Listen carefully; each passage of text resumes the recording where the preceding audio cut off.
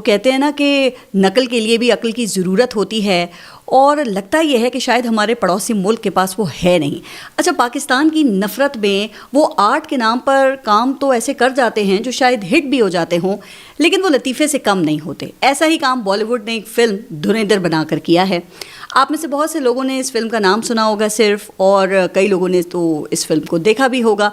अब ये फिल्म जो है ये लियारी के ऊपर बनाई गई है, और जो बनाने वाले हैं उनका दावा ये है कि ये रियल इवेंट्स के ऊपर बेस्ड है, और इसमें जितने भी ये किरदार हैं ये हकीकत पर मबनी हैं, हकीकी कैरेक्टर्स हैं ये।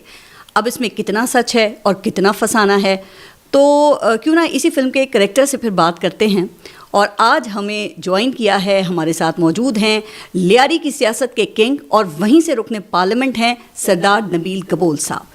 अस्सलाम वालेकुम, और पॉडकास्ट में एक बार फिर आपको खुशामदीद। बड़ी मेहरबानी जी, आपके पॉडकास्ट को तो हम रिफ्यूज़ कर ही नहीं सकते हैं। बहुत शुक्रिया, प्लेजर। गबोल साहब, आपको याद है कि पिछले साल भी फरवरी में ही आप मेरे पॉडकास्ट पे आए थे, तो उस वक्त से अब तक क्या कुछ या कितना बदल गया है?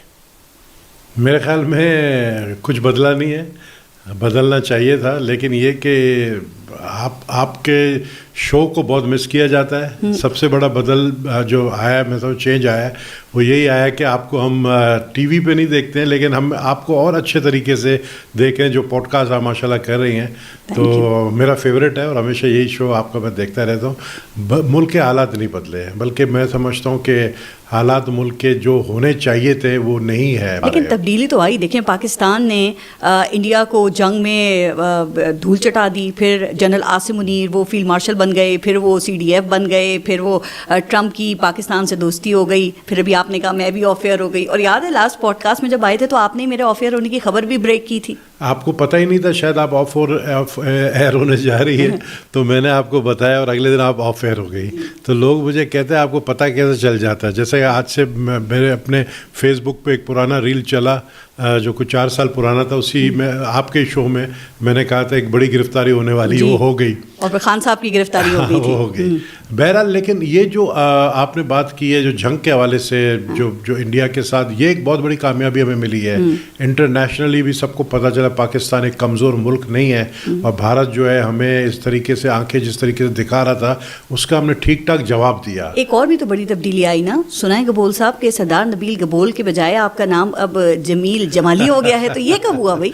अब इस पर आप आ जाए, धुरंधर आपने जो स्टार्ट किया।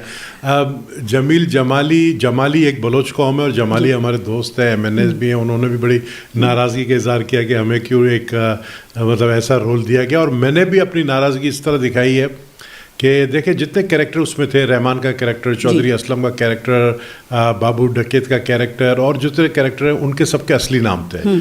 जो मेरा कैरेक्टर था वो एक कॉमेडियन को दे दिया गया जी, राकेश बेदी जो उसको क्यों दिया गया? आप तो सीनियर। आई थिंक उन्होंने सही रिसर्च नहीं किया मेरे ऊपर, जबकि मैं मेन कैरेक्टर था इस पूरे एपिसोड में। और आपको पता है, आप जब से मेरे साथ इंटरव्यू करते जा रही हैं, मेरा मेन कैरेक्टर था इस पूरे सिनेरियो में। तो आप ये समझते हैं कि उस कैरेक्टर को आपको देखकर तख्लीक नहीं किया गया? चूंकि लियारी की सियासत में आप इस वक्त प्रोमिनेंट सियासतदान हैं, और रहमान डकैत या रहमान के साथ आप करीबी ताल्लुक भी था।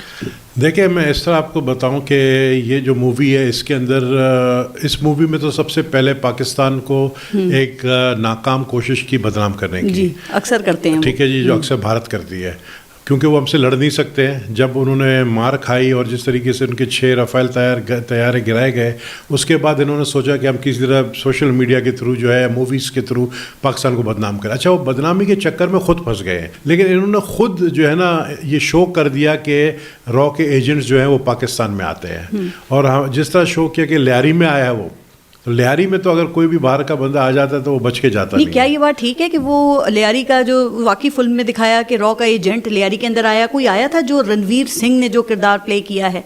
देखिए, हमारे सामने तो नहीं आया, अगर आता तो जिंदा बच के नहीं जाता। और ये मैंने उनके डायरेक्टर को, जो आदित्य है डायरेक्टर, उसको मैंने ट्वीट भी किया है, लेकिन उसका जवाब नहीं आया। कि आपको लगता है कि फिल्म बनाने से पहले इन्होंने कभी लियारी का नाम भी सुना होगा? नहीं, कभी नहीं। इन्होंने जो रिसर्च किया यूट्यूब के थ्रू, जिस तरीके से सोशल मीडिया में इन्होंने लियारी के बारे में इनको शो करना था कि गैंगस्टर्स के जाकर जो है इन्होंने किस तरीके से वहाँ पर एक गैंगस्टर को अपने साथ मिला लिया और ये सारी कार्रवाइयाँ की। इसमें हकीकत कुछ भी नहीं है, सिर्फ कैरेक्टर्स हकीकत के।